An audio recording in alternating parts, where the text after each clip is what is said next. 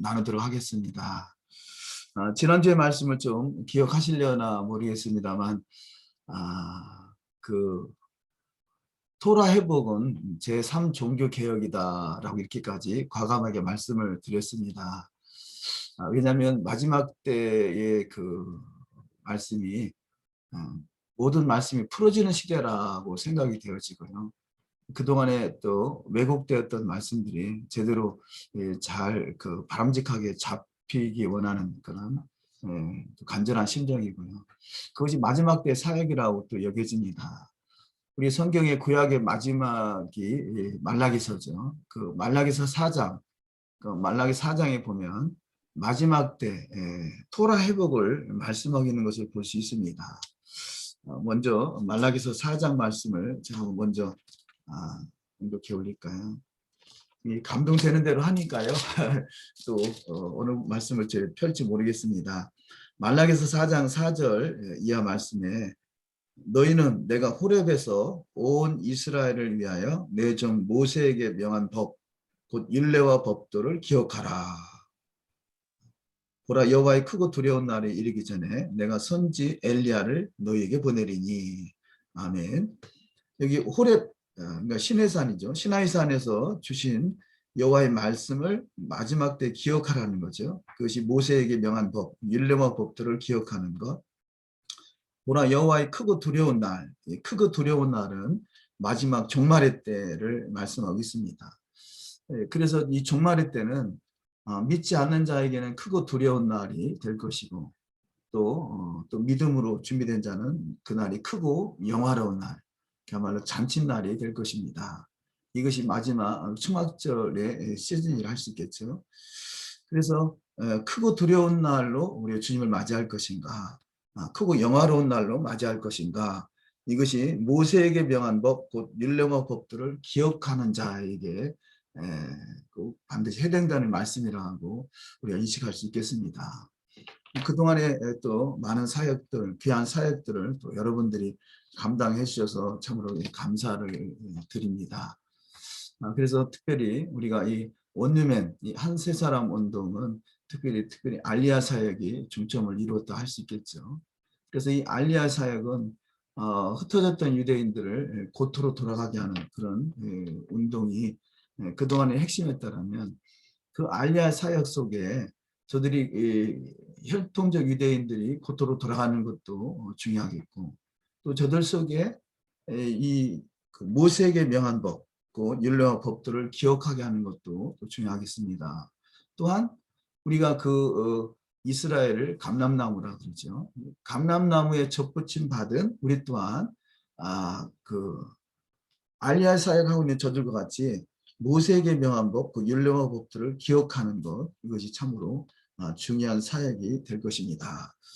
그래서 마지막 사역은 엘리야 사역이다, 그렇게 말합니다. 유대인들도 어떤 행사를 할 때 그 마지막, 특별히 2월절 잔에 네 잔을 마시는데 그 마지막 잔이 엘리야의 잔이다라고 하죠. 그만큼 저들의 사역 속에는 엘리야가 늘 끊이지 않고 엘리야를 기억합니다. 마지막 때우는 엘리야. 저들 또한 이 마지막 때 엘리야의 사역이 모세에게 명한 법, 그 율례와 법들을 기억하는 것이다. 물론 이 말씀의 핵심적인 말씀은 마지막 말씀이죠. 6절, 그가 아비의 마음을 자녀에게로 돌이키게 하고 자녀들의 마음을 그들의 아비에게로 돌이키게 하리라. 돌이키지 아니하면 두렵건대 내가 와서 저주로 그 땅을 칠까 하노라 하시니라. 아멘. 저주로 그 땅을 친다라고 하시죠. 우리가 아브라함의 유업, 지난도 잠깐 나눴습니다만, 아브라함의 유업을 기억하는 것, 우리가 믿는 사람들에게 너무 중요하다고 말씀을 드렸습니다. 왜냐하면 이 아브라함의 유업, 그래서 우리가 믿음의 조상이라고 하죠. 우리가 그리스도를 믿는 자, 갈라디아서 3장 29절 말씀에 그리스도를 믿는 자는 아브라함의 유업으로서 우리 상속자다고 말씀하죠. 그렇기 때문에 아브라함의 유업을 기억하는 것 너무 중요한데, 그 아브라함의 유업이 마지막 때 주님이 다시 오실 때 회복되고 그 유업을 받을 상속자가 바로 그리스도를 믿는 자라는 거죠. 요즘에 알리아 사역이 또 왕성하게 이루어지고 있고 또 최근에도 많은 분들이 도토로 돌아가는 그런 그 뉴스를 봤습니다. 그런데 저들의 알리아 사역이 너무 중요하긴 한데 그들이 또한 고토로 돌아가서 또 유대교로 개종을 한다라는 거죠. 그럴 때 물론 저들이 받는 뭐 어떤 수업에서 교육에서 뭐 많은 부분도 유익한 부분도 있겠습니다만 핵심적인 것은 그리스도를 믿고 또 그리스도 안에서 이 그 엘리야를 기억하는 것, 엘리야의 사역을 기억하는 것이 참으로 중요할 텐데 그런 부분들을 우리가 어떻게 감당할 수 있을까라는 그런 간절한 소망이 있습니다. 그런데요, 성경은 전체적으로 처음부터 성경은 종말을 말씀하고 있다라고 하죠. 우리가 지금 말라기 4장을 통해서도 율례와 법도를 기억하라 하는 것, 이것이 아브라함에게 주어진 것, 아브라함을 하나님께서 선택할 때도 창세기 18장에서 여호와의 도를 너와 너 자손과 그 권속에게 가르쳐 지키게 하기 위해서 아브라함을 선택하셨다 하시고 그 말씀을 창세기 26장에서 이삭에게 아브라함이 죽은 후에 이삭에게 주어지는 말씀에서도 그 아브라함이 여호와의 도, 율례와 법도를 기억하고 그것을 잘 준행함으로 여호와의 그 토라를 잘 준행함으로 그를 통해서 천하 만민이 복을 받게 되었다. 너도 그렇게 동일한 복을 받게 될 것이다. 이런 말씀을 하시죠. 그래서 여호와의 도를 우리는 반드시 이제 기억해야 되는 것입니다. 그래서 왜 우리가 그 여호와의 도를 기억하는 부분에 있어서 좀 성경을 왜곡하고 있었을까? 그래서 그런 부분에서 하나하나 풀어지기 원하는 마음에서 창세기 1장 1절 말씀과 요한계시록 21장 1절 이하 말씀을 연결시켜서 설명을 드렸었습니다. 창세기 1장 1절이 태초에 하나님이 천지를 창조하시니라. 천지, 이것이 하늘과 땅이죠. 그래서 하늘과 땅을 창조하신 하나님께서 창세기 21, 계시록 21장에 가서 새 하늘과 새 땅으로 변화하게 되죠. 그래서 창세기 1장 1절부터 요한계시록 20장 끝절까지는 바로 하늘과 땅에 대한 말씀인 것이죠. 그래서 하늘과 땅에 대한 것, 현 세상, 이것을 요한계시록 21장에서는 처음 것이다 라고 말씀을 드렸습니다.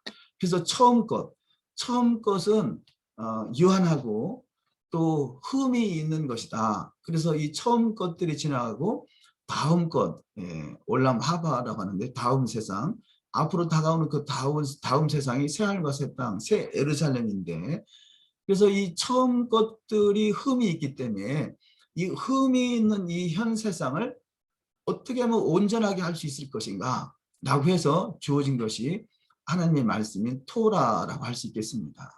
그래서 이 토라는 더욱더 행하여 완전함에 이르게 하게 한 하나님께서 그런 과정이라 할 수 있겠습니다. 이것을 케투바, 결혼 언약서라 그러죠. 우리는 예수를 믿음으로 이제는 주님의 신부로 부름을 받았다 할 수 있겠죠. 택함을 입었다. 신부로 부름을 받았다. 그래서 부름받은 신부들이 어떻게 신부 단장에서 주님의 나라에 영원한 나라에 입성할 것인가 라고 우리 가르치는 것. 그래서 토라는 가르침이요 지침이요 원리다 그렇죠. 가르침이 되고 지침이 되고 원리가 되는 토라를 통해서 신부로 다 잘 단장돼 가는 것, 이것이 우리한테는 반드시 필요한 것입니다. 그래서 그 출애굽 여정을 보시면 그 애굽에서부터 출애굽해서 이제는 가나안까지 가는 것이죠. 근데 출애굽 그 문설주와 인망의 피가 발라지는 출애굽이 전부가 아니라 출애굽은 유월절이고 출애굽은 시작인 거죠. 그 시작했던 그들에게 이제는 출애굽이 6월절이라면 6월절, 무기절, 이 초실절, 그 3일째 되는 그 마지막 날부터 50일째 되는 날이 오순절이죠. 오순절. 그래서 이 출애굽 6월절, 무기절, 초실절과 오순절, 이거는 하나의 이 봉절인 거죠. 하나의 세트인 거죠. 하나의 세트. 그래서 우리는 지금 6월절 앞으로 또 우리가 6월절 무기절 초실절을 앞에 두고 있습니다만 6월절 무기절 초실절이 이제는 시작인 것이고 그 시작한 이들이 이제는 그 가나안을 향해서 나아가게 되는데 반드시 광야라는 그 과정을 통과해야 되는 거죠. 근데 왜냐하면 광야에서는 자 50일째 되는 날 시나이산에서 토라를 주시고 토라의 말씀으로 잘 신부가 단장되어라는 것이죠. 신부로 단장되어라는 것. 그래서 토라는 신부 단장의 매뉴얼이다. 그래서 결혼 케투바다 그렇게 말씀하고 있습니다. 그래서 이렇게 처음 창세기 1장에서부터 요한계시록 20장까지 이 처음 것 이것을 그 프루토스라고 말씀을 드렸는데요.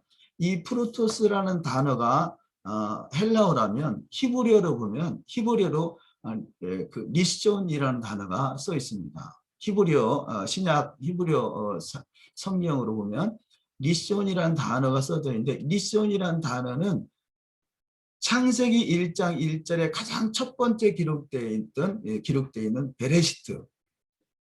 이 베레시트라는 단어가 로시트죠. 로시트인데 어근이 로시입니다. 로시. 로시. 그래서 이 루시라는 단어와 처음 것들이라고 말씀드렸던 계시록 21장에 있는 처음 것들이라고 말씀드렸던 그 리시온이라는 단어와 이게 같은 어근을 가지고 있는 단어입니다. 그러니까 계시록 21장에서 말하는 그 처음 것들 프루토스라는 단어가 히브리어로 리시온이라는 것은 바로 처음 것이다, 시작이다, 머리다. 그래서 노시라는 단어와 같은 단어라는 거죠. 그래서 분명하게 계시록 21장에서 말하는 그 단어가 창세기 1장 1절에 사는 단어와 같은 그 의미를 가지고 있는 단어라고 기억하는 것은 우리가 히브리서 8장에서 첫 언약이라고 번역된 단어가 이것이 오류다라고 말씀드린 거죠. 그래서 우리는 성경이 구약 또 신약 이렇게 나눠져 있잖아요. 근데 그래서 구약 그러면 이게 옛 언약이라는 생각을 가지고 있는데요. 이 옛 언약은 무익하다, 그 흠이 많다라고 우리는 오해한다는 것이죠. 성경은 그런 의도가 아니라는 것이죠.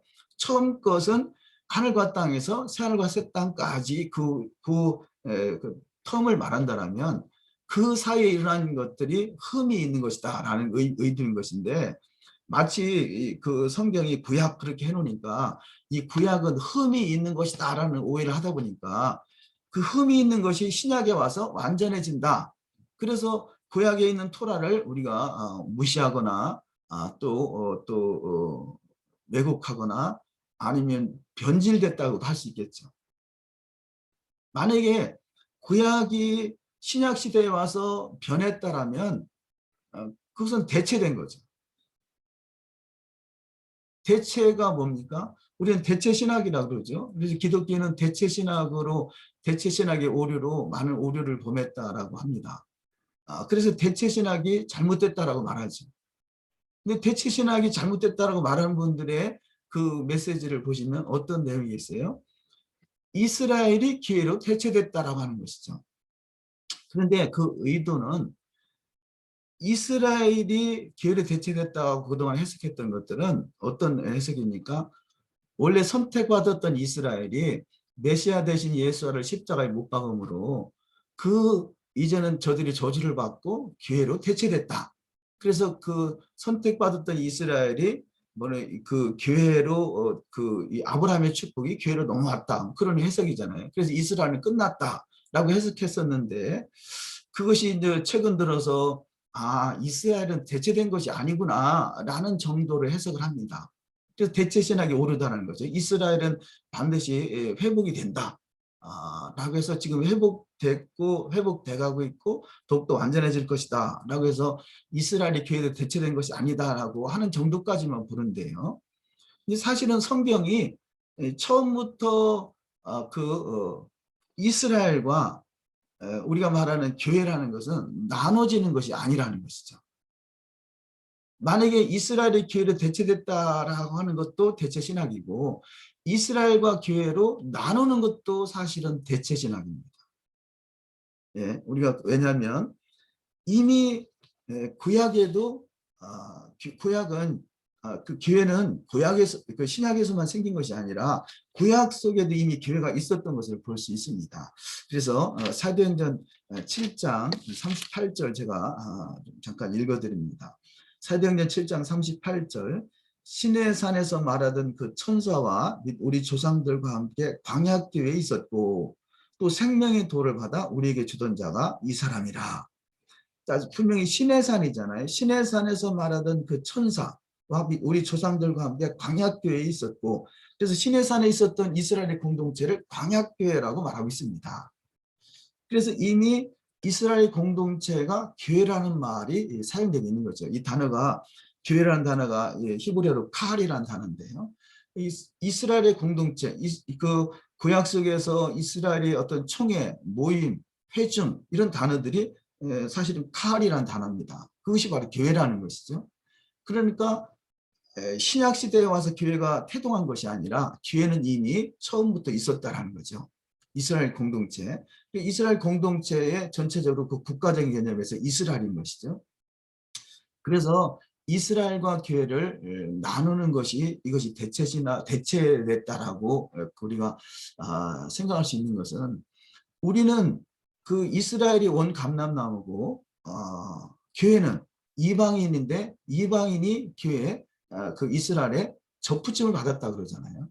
접붙임을 받았다는 것은 하나인 거죠. 하나. 그것은 한 이스라엘 그 감람나무가 이스라엘을 상징한다면 우리 이스라엘이라는 그 한 나무에 접붙임을 받은 것이죠. 그래서 다시 말해서 우리도 이스라엘이라는 거죠. 자, 제가 이 대체됐다는 그런 말씀들을 계속해서 반복해서 말씀을 드리는 것은 너무 중요하기 때문에 그렇습니다. 그래서 만약에 토라가 그러니까 첫 언약과 첫 것이라는 것을 잘 이해할 수 있다면 첫 것은 흠이 있는 현 세상이고 이 여호와의 말씀이 신령한 말씀, 여호와의 말씀은 결단코 하나님에서 나온 말씀은 변하거나 변질되거나 가감될 수가 없다라는 것이죠. 그래서 말라기서 4장에서 마지막 때 너희가 마지막 때 그 종말의 때 크고 두려운 날이 있을 그때 이것이 심판인 거죠. 주님의 재림의 때라 할 수 있겠습니다. 이 마지막 때는 그 모세의 율법, 모세의 토라를 기억하라. 왜 그렇게 말씀하겠습니까? 그만큼 중요하기 때문이죠. 마지막 때 회복될 사역인 것입니다.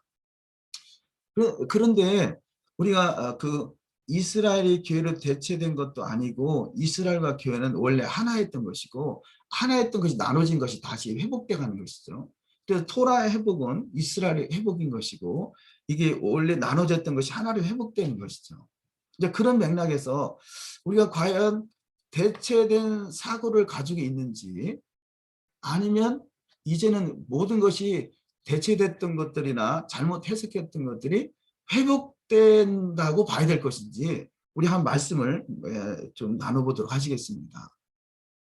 이제 그런 차원에서 우리가 이사야서를 한번 보도록 하시겠습니다. 이사야서 66장.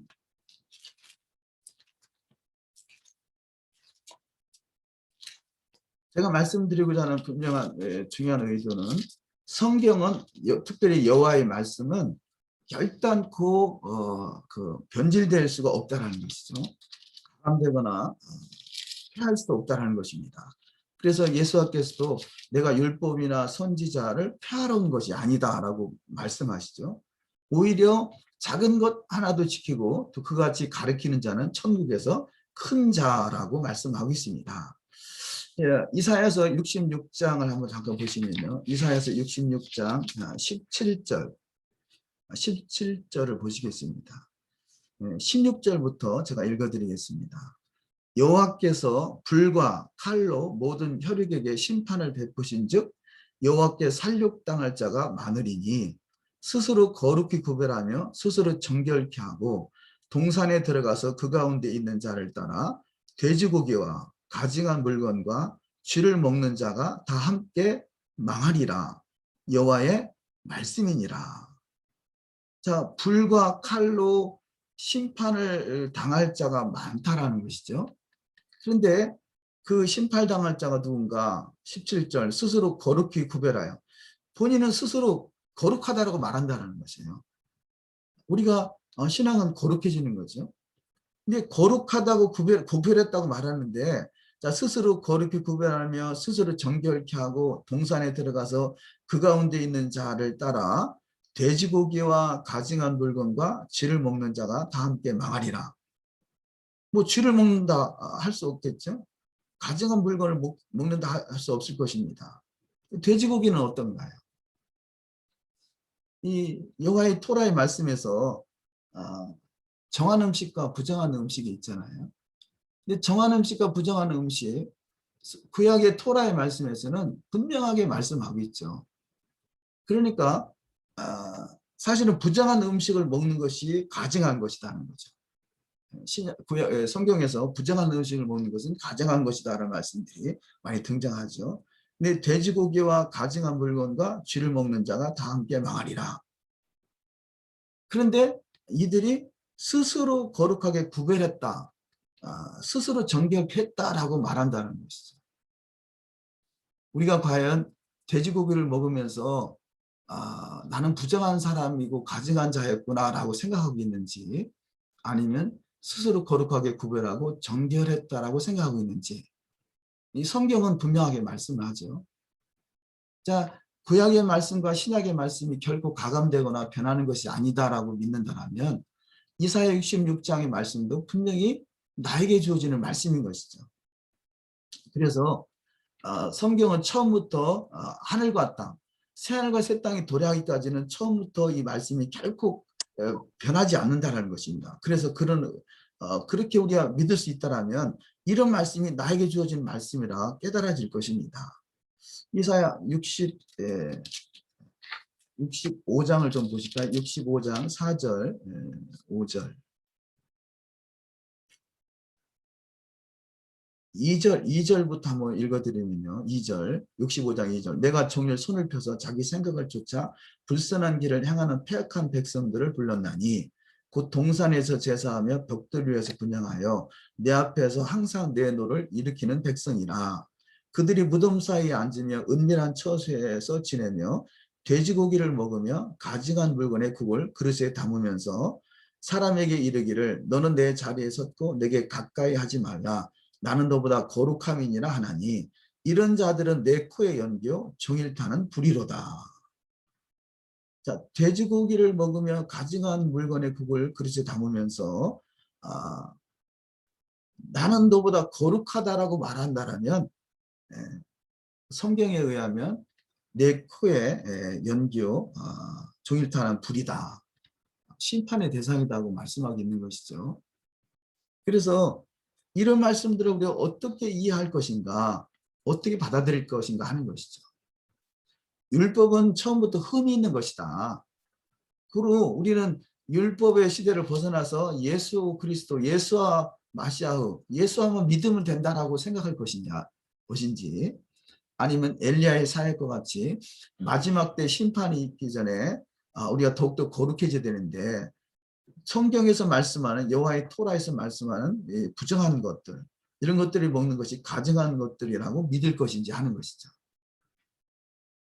그래서 제가 초기에 우리가 종교개혁에 대해서 말씀을 나누면서 제1 종교개혁은 성경으로 돌아가자라고 말하고 있고 제2 종교개혁은 이스라엘 회복이다.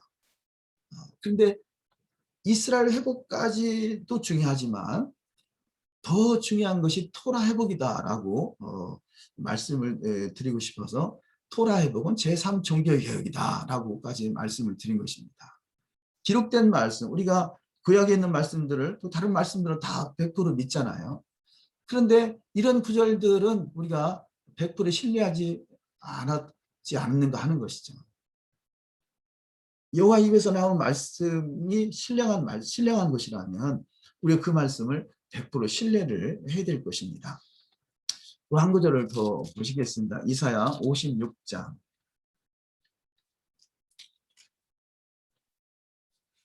이사야 56장 4절부터 읽어드리겠습니다.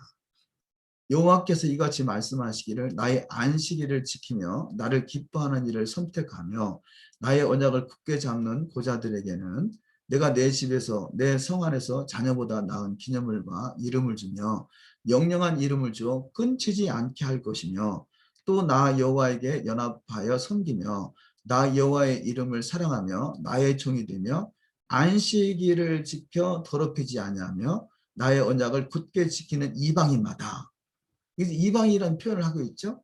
이들이 나의 종이 되며 안식일을 지켜 더럽히지 아니하며 나의 언약을 굳게 지키는 언약이죠. 언약은 이것이 구약이 옛 언약이 아니라 언약 자체인 거죠. 그래서 구약이라는 단어는 저는 구약이라는 표현이 조금 오해의 소지가 많다고 생각하는데요. 이것이 옛 언약, 흠이 있는 것이다라고 생각하는 것, 이것이 잘못이라는 거죠. 그래서 이 구약은 단지 그 옛 언약이 아니라 여호와의 입에서 나오는 말씀으로 이 말씀을 통해서 우리가 맺어진 언약이다. 지금 말씀같이. 그래서 그 구약 여호와의 토라의 말씀, 타나크라고 그러죠. 토라의 말씀은 언약서다. 옛 언약이 아니라 구약이 아니라 언약서다 이렇게 이해하면 좋겠습니다. 그래서 나의 언약을 굳게 지키는 이방인마다 내가 그를 나의 성산으로 인도하여 기도하는 내 집에서 그들을 기쁘게 할 것이며 그들의 번제와 희생은 나의 단에서 기꺼이 받게 되리니 이는 내 집은 만민의 기도하는 집이라 일컬음이 될 것이니라. 아멘. 자, 안식일을 지켜. 자, 안식일을 지키는 것이 더럽히지 아니하는 것이라면 안식일을 지키지 않는 것은 더럽히는 것이라 할 수 있겠죠. 그래서 안식일을 지켜 더럽히지 아니하며 여호와의 언약을 굳게 지키는 접붙임을 받은 자가 될 것인가 하는 것입니다. 우리는 이방인으로서 이스라엘의 접붙임을 받았습니다. 그렇다면 다 접붙임만 받아서 아브라함의 후손이 됐다라고만 볼 것이냐, 아브라함에게 후손에게 약속한 유업으로 받는 상속자로서 언약을 굳게 지키는 자가 될 것이냐 하는 것이죠. 이 말씀이 계속해서 강조하는 것, 첫 언약이 이것이 토라가 아니라 현 세상을 말하는 것이다 라는 의미로 해석하셔서 이 말씀을, 여호와의 말씀은 결단코 가감하지 않고 그대로 믿을 수 있다라면 참으로 좋겠다는 그런 간절한 마음을 가지고 있습니다. 그래서 그런 차원에서 계속 강조해서 말씀을 드렸고요. 안식일은 분명히 안식일을 기억하여 거룩히 지키라라고 뭐 십계명에 기록하시고 돌판에까지 기록하시고 이 말씀을 또 구약 속에서 여러 번 강조를 하죠. 근데 그 여러 번 강조한 말씀이 신약 시대에 와서 안식일이 주일로 바뀌었다. 이것은 대체된 거죠. 대체된 거죠. 그래서 대체를 말씀하는 거, 대체 신학이라는 거. 안식이 이스라엘의 교회로 바뀐 것만 대체 신학이 아니라 안식일이 주일로 바뀌는 것 또한 대체된 겁니다. 대체된 겁니다. 돼지고기를 먹는 것이 가증한 것이라고 말씀한 것이 신약에 와서 가증한 것이 아니다라고 말하는 것 또한 대체된 겁니다. 대체 신학이 오류라면 그런 잘못된 것들을 회복해야 되겠죠. 그래서 우리는 토라 회복이라는 것입니다. 토라가 회복돼야 된다는 것입니다. 우리는 결코 1.1획도 가감되지 않고 천지가 없어질지언정 여호와의 말씀은 1.1획도 땅에 떨어지지 아니한다라고 했습니다. 천지가 없어진 적도 없었고요. 앞으로 새하늘과 새 땅이 도래하기 전까지는 천지는 없어지지 않습니다. 그렇다면 반드시 우리가 대체됐던 것들이 이제는 회복해야 되는 것이죠. 이스라엘의 교회로 대체된 것도 회복해야 되고요. 여호와의 말씀이 대체된 것도 회복해야 되는 거죠. 그래서 음식 하나도 가증한 것이 어떻게 신약에 와서 탈바꿈이 됐는가? 이것은 성경에 대한 오해라는 부분이 많이 있습니다. 그래서 기회가 되면 토라와 신약에 대해서 좀 설명을 또 해보겠습니다만, 안식일이 주일로 대체됐다라는 것도 대체시라는 것이죠. 왜냐하면요, 우리가 그걸 하면 증명을 해보면 우리가 왜 주일이라고 그 안식일 다음 날을 예배일로 정했습니까? 그것은 안식 후 첫날 예수께서 부활하셨다라는 거잖아요. 그래서 대개가 예수께서 그 운명하신 날이 언제냐고 물어보면요, 대개는 금요일이라고 말합니다. 금요일 날 십자가에 달리시고 토요일 날 안식하시고 일요일 날 부활하셨다는 것이죠. 근데 이것은 설득력이 없습니다. 왜냐하면 성경은 예수께서 돌아가신 날, 그 돌아가신 날이 언제냐면 성경은 분명하게 명시하고 있죠. 그날이 6월절인 거죠. 여호와의 토라의 말씀에는 6월절은 유대력으로 1월 14일이라고 분명하게 성경에 명시되어 있습니다. 레위기 23장에서도 6월절, 1월 14일은 6월절을 지킬 것이고 1월 15일은 무기절로 지킬 것이고 또 그 다음 날 1월 16일을 초실절로 이해를 하죠. 분명한 것은 1월 14일이 6월절이라는 것. 그래서 문설주와 인방이 피를 발라준 어린 양의 그 어린 양의 피의 사건이 6월절인 것이죠.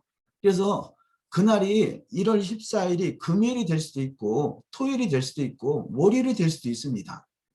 그 시대 상황에 그날에 썰려 금요일이었다 할지라도 성경은 1월 14일을 6월절로 지키라는 것이고 예수께서 십자가에 달리신 날이 1월 14일이라는 거죠. 근데 1월 14일을 어떻게 그 잘못 해석해서 뭐 저는 잘못 해석했다고 봅니다. 잘못 해석해서 금요일 날 돌아가셨으니까 그 다음 날에 토요일 안식하시고 일요일 날 부활하셨다고 해서 부활하신 주님의 날이다. 그래서 주일이다라고 하는 것은 대체됐다는 거죠. 성경은 1월 14일이고 6월절이고 1월 15일 무교절 안식하는 날, 무교절 첫날 안식일이죠. 그 첫날 안식일이라는 말인 것이지 이 날이 토요일이라는 말이 아닌 것입니다. 1월 14일 날 십자가에 달리시고 1월 15일 무교절 안식일을 성회로 지켜라. 안식일을 지켜라. 아무 노동도 하지 말라. 이날은 15일을 말하는 것이지 토요일을 말하는 것이 아니라는 것입니다. 그래서 성경을 이해할 때 절기 안식일인지 아니면 요일 안식일인지를 잘 구별해야 됩니다. 예수와의 사건은 절기 안식일이 날짜로 되어 있는 절기 안식일을 말하는 것이지 마치 토요일 날 그 평일 날 그 요일로 되어 있는 요일 안식일이 아닌 것이죠. 그래서 1월 14일 6월절 어린 양 대신 그분이 돌아가셨고 1월 15일 무교절 성의 안식일을 안식하셨고 1월 16일 날 초실절 부활의 첫 열매로 부활하셨다는 것입니다. 그렇다면 이것을 우리가 토라적으로 제대로 이해한다면 안식일이 결단코 대체될 수가 없는 것입니다. 뭐 예배는 얼마든지 좋습니다. 뭐 예배는 자주 드릴수록 좋은 거죠. 하나님께 뭐 신령과 진정으로 예배하는 것은 누가 방해하겠습니까? 그것은 좋은 일이지만 그러나 대체됐다는 사고를 갖는 것은 잘못된 것이죠. 안식일이 주일로 대체됐다는 것은 잘못된 사고인 것이죠. 저는 토라적으로 분명하게 말씀을 드리고 싶습니다. 그런데 왜 지금 이사야 56장에서 이 중요한 안식일을 지키는 이방인마다라는 말을 강조할까요? 여기서 여기뿐이 아니라 안식일을 지켜 더럽히지 아니하며 나의 언약을 굳게 지키는 이방인마다. 나의 언약을, 이 안식일은 언약이라는 것이죠. 이 안식일이 옛 언약이 아닙니다. 늘 말씀드리지 옛 언약이 아니라 안식일은 언약인 것입니다. 이거 결혼 케투바 언약인 것이죠.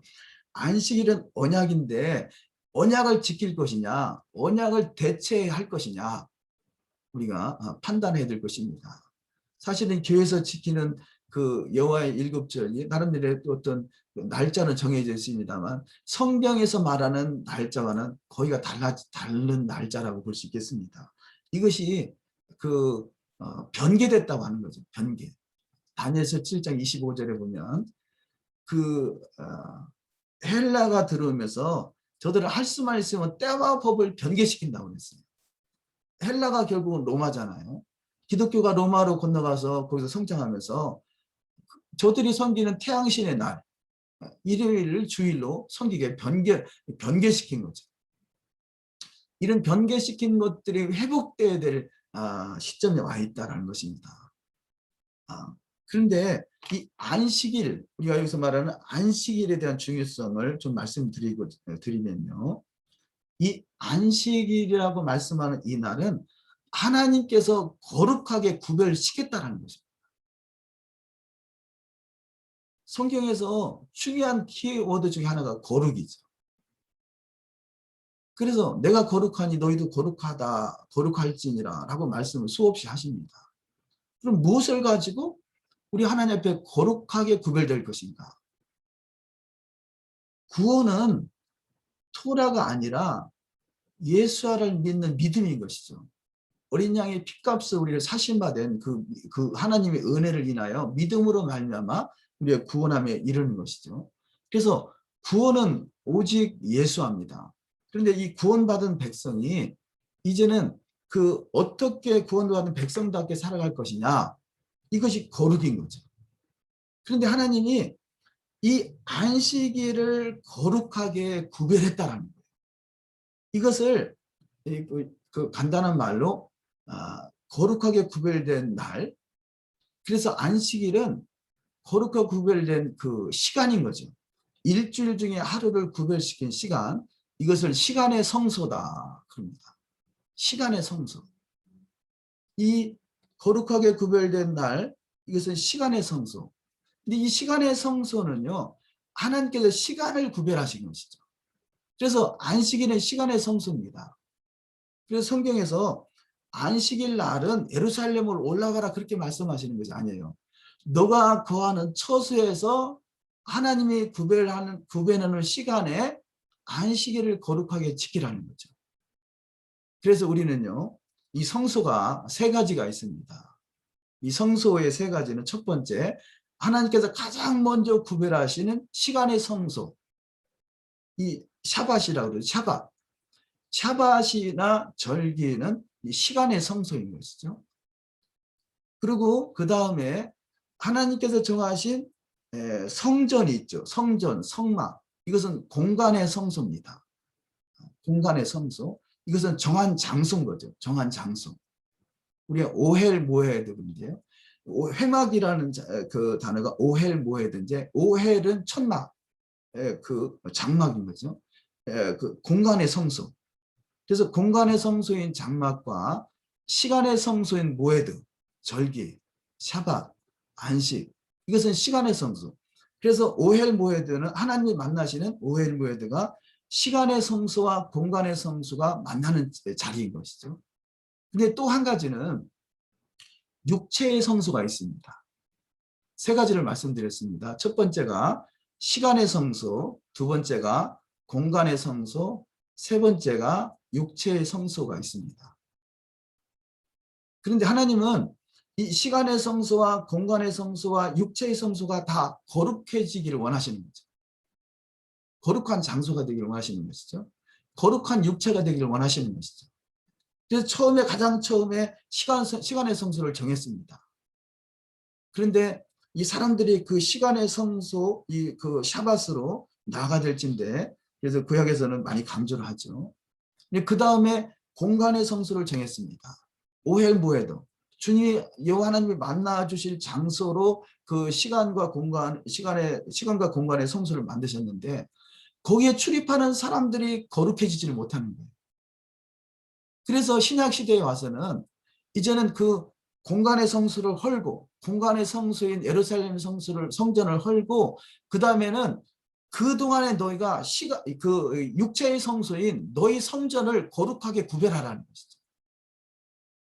그래서 신약 시대에는 이제는 구약과 신약 사이에서 예수와의 십자가의 사건 이후로 성 위에 돌 남지 않고 무너지는 시대가 있고, 그동안에 앞으로 회복될 공간의 성소가 이루어지기 전에 이제 지금 이 시즌에는 너가 육체의 성소인 너의 몸을 거룩하게 구별하라는 것이죠. 그 시즌이 지금의 시즌인 것이죠. 마치 이것 또한 우리가 대체 신학이 뭡니까? 대체됐다는 거잖아요. 자, 구약에서 말씀하시는 시간의 성수와 공간의 성수가 이제는 육체의 성수로 대체됐다는 것 또한 대체신학인 것입니다. 대체신학을 몇 가지 말씀드렸죠. 음식물 규례도 대체됐다는 것, 안식일도 대체됐다는 것, 우리가 이 시간과 공간의 성수가 이제는 육체의 성수로 대체됐다는 것도 대체신학이라는 거죠. 대체된 것입니다. 대체된 것들은 회복되어야 되는 것입니다. 그래서 이 세 가지가 시간의 성수인 샤밧, 절기, 공간의 성수인 성전, 이것이 메시아 왕국, 회복될 메시아 왕국을 말하는 것이고요. 주님이 재림하실 때 예루살렘에 회복될 메시아 왕국, 그래서 공간의 성수 반드시 회복되어야 될 것입니다. 또한 그곳에 우리가 출입을 할 수 있으려면 너희가 거룩하게 구별이 되어야 되는데, 그래서 지금은 이 육체의 성소의 너희 몸을 거룩하게 구별하는 시즌이라는 것이죠. 이 시간의 성소와 공간의 성소와 육체의 성소가 온전히 회복된 그들이 이제는 메시아 왕국에 입성해서 주님과 함께 1000년 동안 왕노릇하는 시대가 오게 될 것입니다. 이 세 가지를 잘 기억해야 될 것입니다. 자, 창세기 2장 말씀을 잠깐 보도록 하십니다. 창세기 2장.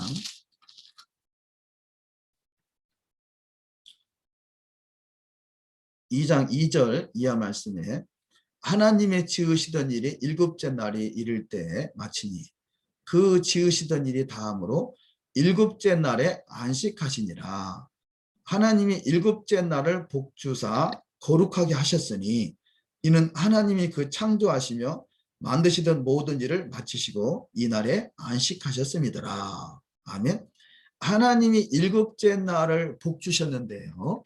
이 복주신 일곱째 날을 거룩하게 하셨다는 거죠. 거룩하게 하셨다는 것입니다. 시간의 성소를 내가 거룩하게 할 것이다가 아니라 이미 거룩하게 하셨다는 거죠. 그래서 하나님이 정하신 일곱째 날은 거룩하게 하신 날입니다. 그래서요, 유대인의 문헌에 보면 하나님이 그 6일 동안 있었던 모든 것보다 하늘에 있는 모든 천사를 다 동원해서 이 땅에 파송하는 날이 바로 시간의 성소인 샤밧이라는 거죠. 거룩하게 했다는 겁니다. 결코 그 원수가 침범하지 못하도록 지키시는 날인 거죠. 우리는 우리가 가지고 있는 생각만큼 움직이게 될 것입니다. 하나님이 이미 말씀을 통해서 시간의 성소인 샤밧을 거룩하게 하셨다면 그날은 그 샤밧 날에 우리 몸의 성전, 우리 몸에 하나님의 거룩한 성전으로 구별돼서 그날이 거룩한 예배가 드려진다면 그분이 거하실 처소가 되는 것이죠. 그분이 만나주시고 그분이 말씀하시고 그 하늘과 땅을 통일케 하시고 하늘에 속한 모든 신령한 세계로 인도하실 것입니다. 그래서 하나님은 시간의 성수를 처음부터 구별하셨습니다.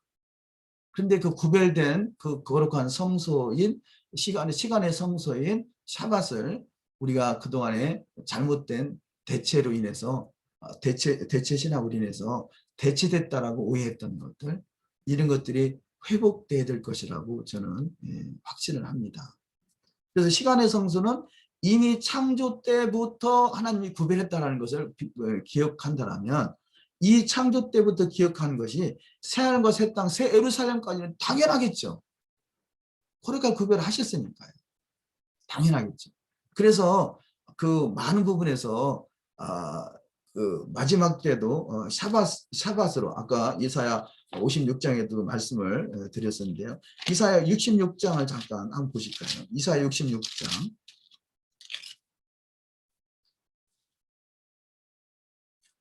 이사야 66장 22절 말씀, 22절 이하 말씀에 나 여호와가 말하노라 나의 지을 새하늘과 새 땅이 내 앞에 항상 있을 것 같이 너희 자손과 너희 이름이 항상 있으리라.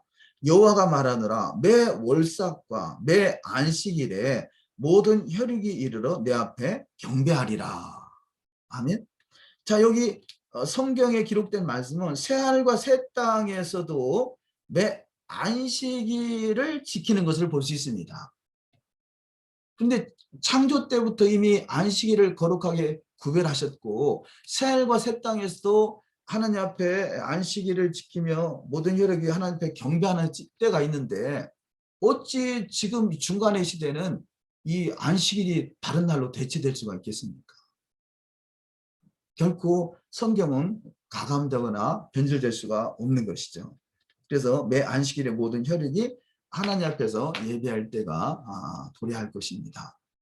그래서 첫 번째가 시간의 성소를 말씀을 드렸고요. 시간의 성소는 이미 하나님이 구별하셨습니다. 이것을 우리가 분명하게 믿어야 할 것입니다. 두 번째는 공간의 성소가 있죠. 공간의 성소. 이 공간의 성소는 우리 아브라함이 독자 아들 이삭을 모리아 땅에서 제단에 바칠 때 그때 그 모리아 땅 그곳이 바로 그 하나님께서 믿음의 조상으로 세운 아브라함에게 주어졌던 아브라함의 그 아들 독자 이삭을 제단에 바치려고 했던 그 장소가 모리아 땅이고 그곳이 바로 예루살렘의 성전터인 거죠. 예루살렘 성전터.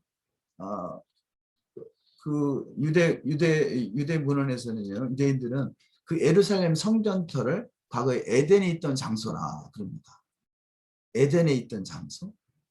그러니까 그 아담과 하와가 에덴에 있었는데 에덴에서 결국 선악을 알게 하는 실과를 통해서 에덴에서 에덴 밖으로 쫓겨났잖아요. 그 에덴 밖으로 쫓겨난 장소가 바로 그 감람산 겟세마네 동산인 거죠. 그래서 겟세마네 동산에는 과거부터 거기가 제단터가 있다고 그러고요. 예수님께서 그 붉은 암송아지를 잡는 장소도 겟세마네 동산이었고 예수님께서 거기서 십자가에 달리신 장소도 겟세마네 동산, 거기서 기도했던 장소, 십자가에 달린 장소, 부활 승천한 장소, 그만큼 중요한 메시지를 가지고 있는데요. 어쨌든 그 두 번째 성소인 공간의 성소가 아브라함 믿음의 조상인 아브라함의 아들 이삭을 제단에 바쳤던 장소고 장소가 바로 예루살렘 성전으로 거룩하게 구별된 장소고 그 장소가 마지막 때 메시아 왕국 메시아가 오셔서 통치하는 나라가 회복될 성전에 터인 거죠. 성전에 터인 거죠. 그러니까 그 성전터가 이것이 중간에 그 어떤 예배가 또 예배가 중단되고 아침으로 저녁으로 드려지는 상번제가 중단되는 그런 시대가 있었지만 또 아예 도리에 돈 하나가 남지 않는 그런 안타까운 시대도 있었지만 결국에는 회복되는 거죠. 그래서 이스라엘 시간의 성소가 회복되고 공간의 성소가 회복되고 공간의 성소는 앞으로 이루어질 메시아 왕국 때라면요. 그 공간의 성소 시즌 동안에 육체의 성소인 우리가 시간과 공간이 준비되어 있지만 육체의 성소를 가지고 있는 하나님의 형상대로 창조된 사람의 준비가 안 된다면 그 시간과 공간이 무슨 소용이 있겠어요? 그래서 그 시간과 공간에 함께 할 수 있는 육체의 성소를 회복할 수 있는 그 시즌이 지금의 시즌이라는 것을 깨달아서 이 말씀을 우리가 그것도 또한 그 육체의 성소로 시간과 공간이 육체의 성소로 대체됐다는 그런 안타까운 생각이 아니라 시간과 공간과 육체가 다 회복되는 그 시즌이 메시아 왕국이다. 이것이 바로 원유맨인 거죠. 한 세 사람인 거죠. 그래서 한 세 사람으로서 시간과 공간과 육체가 온전히 회복되는. 그런데 이 시간과 공간과 육체가 온전히 회복되는 데 중요한 메시지가 여호와의 토라의 말씀인 거죠. 그래서 여호와의 토라의 말씀은 1.1획도 가감하지 아니하고 그 말씀이 그대로 온전히 회복될 수 있도록 우리가 기도해야 될 것입니다. 저는 예언적으로 창세기 1장 1절이 너무 중요하다고 봅니다. 그래서 창세기 1장 1절이 우리는 그냥 번역된 단어로는 태초에 하나님이 천지를 창조하시니라. 태초, 하나님, 천지, 창조 5자 정도? 그런데요. 히브리어로는 7자로 되어 있습니다. 7자가 주어지는 메시지는 너무너무나 많고 중요합니다. 그 첫 번째 말씀인 베레시트라는 단어 하나 가지고도 너무 중요한 그 메시지들이 들어있는데요. 베레시트가 시초고 그 시초부터 이미 종말을 다 말씀하고 있는 메시지들 다 들어있더라면요. 이 히브리어로 보면 이 7단어가 베레시트 바라 엘로힘 에트 하샤마임 베트 하아레츠 마지막이 뭐죠? 일곱 번째가 하아레츠입니다. 땅이죠. 땅. 말라기서 4장 끝에서 그 땅에 대한 말씀을 하셨던 것 같이요. 마지막 때 너희가 하나님의 왕국, 그 땅에서 왕노릇 한다라고 계시록 5장 10절에서 말씀하는 것 같이요. 창세기 1장 1절에 마지막 때 회복될 곳이 뭐냐? 그 땅인 거죠. 베리스트 바라 엘로임 에타 하시아마인 베에타 하레츠. 바로 그 땅이 회복되는 것, 그 땅이 바로 시간의 성소와 공간의 성소와 육체의 성소가 온전히 회복되는 그 땅인 거죠. 그래서 창세기 1장 1절을 통해서 시초부터 종말까지 또 기회가 되면 또 설명해 보도록 하겠습니다. 마지막에 땅이 회복되는 것. 그래서 성경은 전체적으로 많은 메시지들이 땅이 회복되는 메시지를 주는데 그것이 결국은 일곱 번째 나라 7,000년 메시아 왕국 그 땅이 회복되는 나라. 한 절만 보고 말씀을 매직까지 좀 전해야 될까요? 예, 예. 목사님 마음껏 전해주세요. 왜냐하면 저희가 기도실이 오픈이 되면 또 어떻게 변경이 될지 모릅니다. 목사님 말씀 저희가 기도실 가기 전까지 정말 중요합니다. 저희가 준비되기 원합니다. 마음껏 전해주세요. 감사합니다. 요한계시록 5장 10절 말씀을 보겠습니다.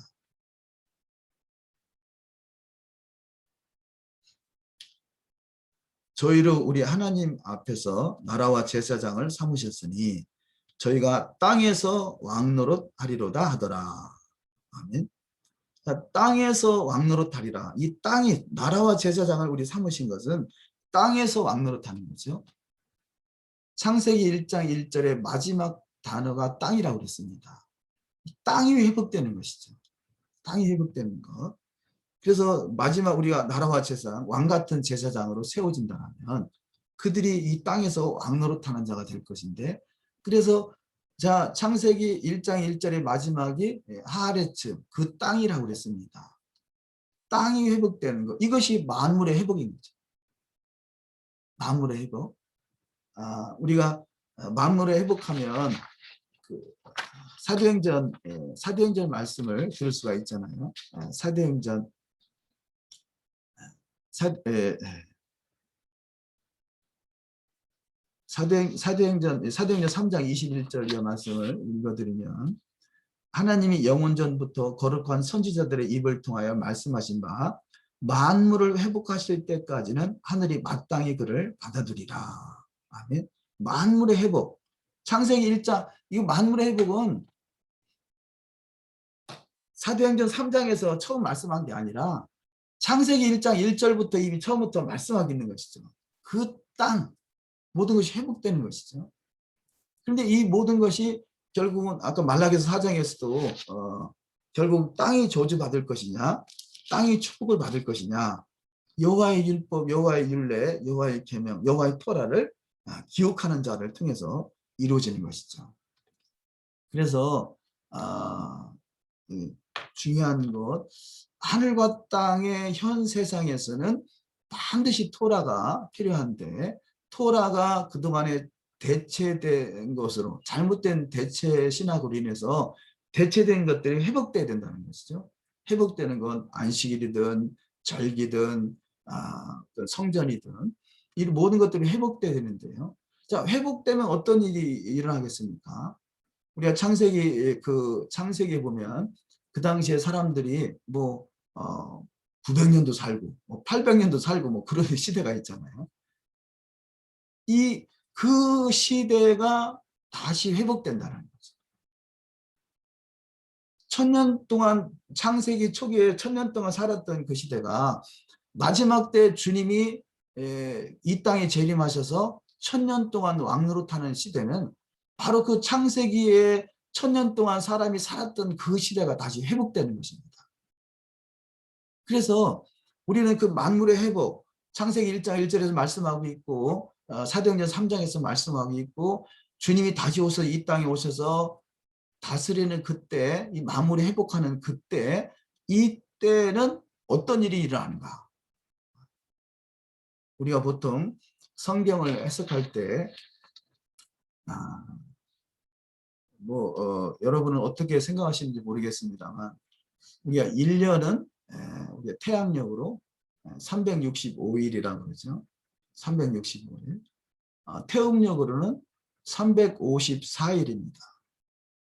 근데 성경은 신기하게도 1년을 360일로 계산하고 있다는 거죠. 그럼 어떻게 된 걸까요? 우리가 초과학적으로는 태양력으로는 365일, 태음력으로는 354일. 근데 성경은 360일이다. 이걸 어떻게 해석할 것이냐 하는 거죠. 그래서 우리는 그렇게 말하잖아요. 우리는 아예 당연한 것으로 생각하죠. 우리가 요한계시록 11장을 한번 보실까요?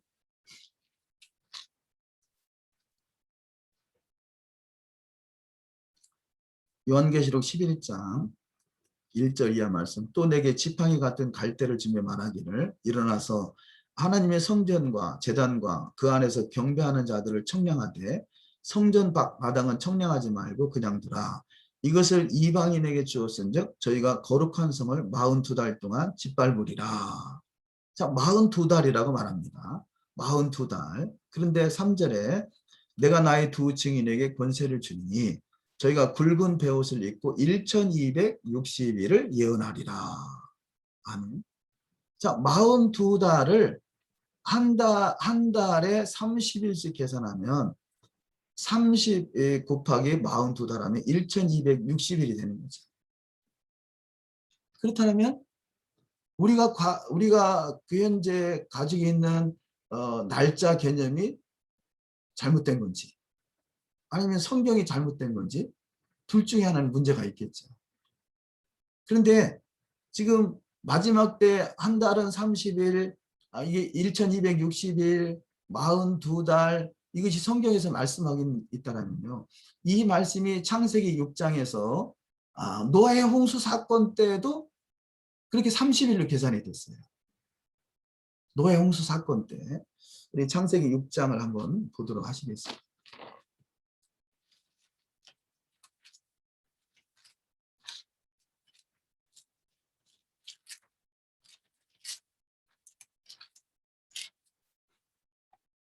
창세기 6장, 7장, 8장을 보시면요. 여기 지금 7장 24절에 물이 150일을 땅에 창일하였더라. 150일이라는 숫자가 나오죠. 그 전에 창세기 7장 11절에 보면 노아 600세 되던 해 2월 곧 그달 17일이라. 그날에 큰 기품의 샘들이 터지며 하늘의 창들이 열려 여기 2월 그달 17일 2월 17일부터 150일이 되는 날이 언젠가 8장 4절에 보면 8장 3절부터 물이 땅에서 물러가고 점점 물러가서 150일 후에 감하고 7월 곧 그달 17일에 방주가 아라랏산에 머물렀으며 자 2월 그달 17일부터 7월 그달 17일까지는 5개월입니다. 2월이니까 3, 4, 5, 6, 7 딱 5개월이죠. 자, 5개월이 지난 150일 후에 아라랏산에 머물렀다는 거죠. 그러니까 5개월이면 30일 곱하기 5하면 150일이 되는 거죠. 그렇다면요. 창세기 6장 당시에는 사람이 1000년 동안 살 수 있는 환경이 조성되어 있었다면 마지막 요한계시록 11장에서 한 달이 30일로 계산될 수 있는 그 시대가 제가 보기에는요. 창세기 6장, 7장, 8장 이 당시에 1000년 동안 살 수 있는 그 환경이 조성된 그 시즌이 마지막 때 1000년 동안 우리가 주님과 함께 왕노릇하려면 모든 것이 회복돼야 된다는 거죠. 그래서 저는 이것을 만물의 회복이라고 볼 수 있는 것은 창세기 1장에서 땅이 회복되는 것 같이 사도행전에서 성령이 임하셔서 결국 마지막에 땅이 회복될 조짐이 보였다면 이것이 마지막 때 새 신을 만민에게 부어주는 그때는 그동안 왜곡됐던 것들, 이런 것들이 회복된다고 봅니다.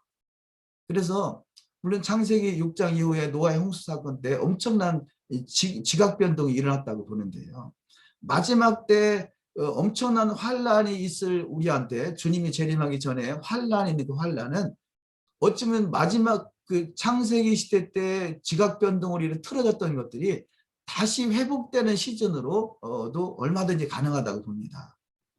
그래서 예수께서 예루살렘 감람산에 입성할 때 큰 지진이 나서 동서로 갈라지잖아요. 이런 갈라지는 사건들은 결국은 마지막 때 처음에 이뤘던 천년의 그 시대가 앞으로 이루어질 천년 왕국 시대로 다시 회복해가는 과정이라고 보는 거고요. 그래서 마지막 때는 이 지구상에 엄청난 지각 변동이 있을 그런 환란이 있을 것입니다. 뭐 그동안에 어떤 그 일본이나 전 세계 많은 어떤 지진이나 쓰나미나 뭐 이런 사건들이 있었잖아요. 이런 것들이 어찌 보면 그 당장에는 환란이고 심판이지만 어찌 궁극적으로 하나님이 회복해가는 과정이라 할 수 있겠죠. 뭐 어찌 보면 흔한 말로 지구가 23.5도가 기울어져 있다고 그러잖아요.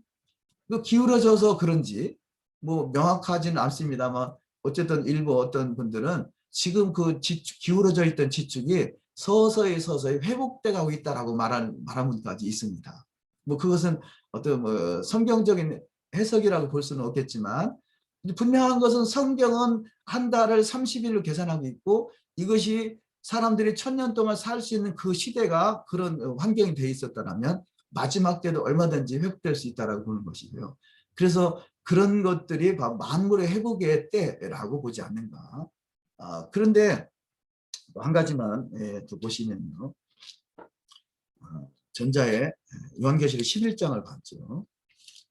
11장에서 우리가 특별히 3절에서 내가 나의 두 증인에게 권세를 주리니, 그래서 이 두 증인이 뭐 어떤 것이냐라고 여러 가지 의견을 분분합니다. 뭐 그런 부분은 해석을 좀 내려놓더라도 두 증인이 등장할 때는 어떤 일이 있어야 되느냐.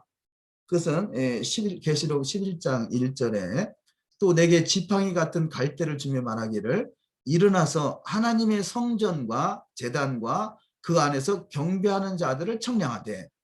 자, 두 증인, 42달 동안 예언할 그 두 증인의 등장 때는 성전이 있어야 되고 제단이 있어야 되고 경배하는 자가 있어야 된다는 거죠. 자, 전자의 시간의 성소, 공간의 성소, 육체의 성소를 말씀드렸습니다. 그러면 그동안에 우리가 2000년 동안 육체의 성소를 회복할 수 있는 시즌이었다면 당연히 지금 이 샤밧과 절기나 이런 시간의 성소가 회복돼 가고 있고요. 또 공간의 성소인 성전도, 예루살렘의 성전도 회복돼야 되겠죠. 그래서 시간의 성소, 공간의 성소, 육체의 성소가 회복되는 이 때가 바로 한 달이 360일로 계산될 수 있는 엄청난 지각 변동이 일어나서 그 회복되는 시즌, 만물의 회복의 때라고 보고 있고요. 그런 시즌이 지금 우리가 지금 토라 회복에 대해서 말하고 있다. 알리아 운동을 하면서 예루살렘 고토로 돌아가는 거 성경대로 응하고 있다. 이런 것들이 다 그 어떤 만물의 회복으로 가는 시즌이고 토라의 회복으로 가는 시즌이고 주님의 원루맨으로 주님이 예루살렘 입성할 때 주님과 함께 거룩한 무리로 주님과 함께 1000년 동안 왕노릇 할 수 있는 시즌으로 모든 초점이 맞춰져 가고 있다는 것을 우리가 볼 수 있겠습니다. 기독교에서는 우리가 여기 지금 이 공간의 성소인 하나님의 성전이 예루살렘에 또 선다. 있을 수 없는 일이라고 말하죠. 그런데 있을 수 없는 일은 사람이 해석할 수 있지만 성경에는 있을 수 없는 일을 성경은 할 수 있는 것이죠. 하나님은 하실 수 있는 분이시죠.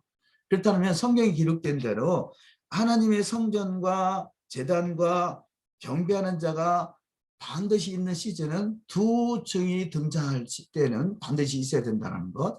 이때는 날짜 또한 한 달이 30일로 계산되는 그 날짜가 그런 환경이 조성돼야 된다는 것. 이런 부분들이 우리가 회복돼가는 과정으로 주님이 다시 오실 그 시즌이 속히 오길 원한다면 한 달 동안 360일로 바뀌기를 기도해야 될 것이고, 왜냐하면 이것이 만물의 회복이니까요. 성경에서 창세기 1장에 예언적인 성경 전체를 다 설명하고 있는 창세기 1장 1절 속에 이 땅이 회복되기 위해서는 그런 과정이 반드시 필요하고, 이런 것 또한 우리 기도 제목이 되는 것도 중요하다고 여겨져서 말씀을 나눴습니다. 감사합니다. 잠깐 기도하고 마칠까요?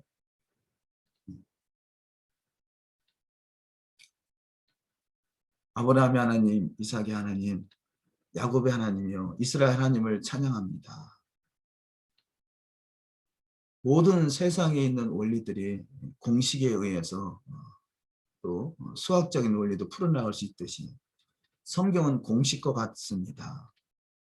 그러나 그 하나님의 의도를 잘 분별하고 깨닫고 하나님의 의도대로 우리 입술을, 선한 입술을 더욱더 정결케 하게 하시고, 더욱더 주님 앞에 한 걸음 한 걸음 가까이 갈 수 있는 만물의 회복의 때와 주님의 재림의 때와 크고 영화로운 날로 우리 큰 잔칫날의 때를 바라보며 믿음으로 가는 여정 속에 어떤 환란이 우리 가운데 다가온다 할지라도 우리는 그 환란을 벗어나 근심 없는 복된 길을 인도할 것을 믿고 모든 환란 속에서도 우리 주님을 바라보며 더욱더 주님을 의지하여 주의 말씀 안에 살아 역사하시는 역사의 현장이 되게 하여 주시옵소서. 감사하고 우리 주 예수 한마시아 이름으로 기도 올리옵나이다. 아멘.